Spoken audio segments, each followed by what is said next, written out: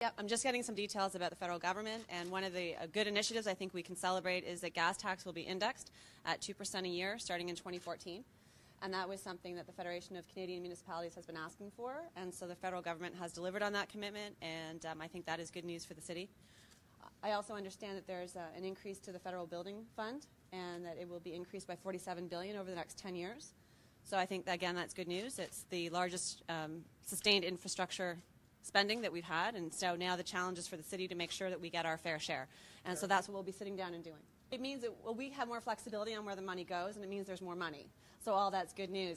The gas tax money that we receive isn't enough to build the downtown relief line, so we still need to talk about how we're going to pay for that.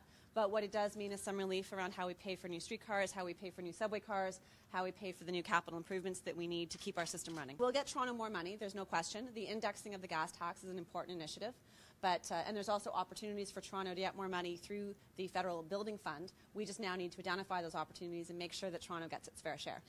I think we need to spend it on transit. We've got the big move. I think the good news is we have an identified transit plan. We've identified that the downtown relief line is a priority. We've identified that there's also other transit projects that the city needs. So I think we're in a very good position to be tapping into that fund and starting to build transit for the city. Well, that's part of what we need to make sure we get the most that we can, because Toronto and the Toronto region is the economic engine of the nation, and we need to make sure that we get our fair share, because we know that we're not competitive right now as a result of our congestion.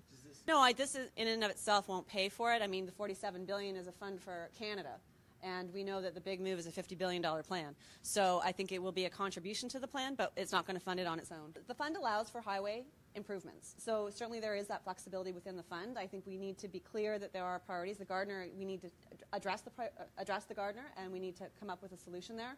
But there's no question that we need to be investing in transit, and that would certainly be my priority.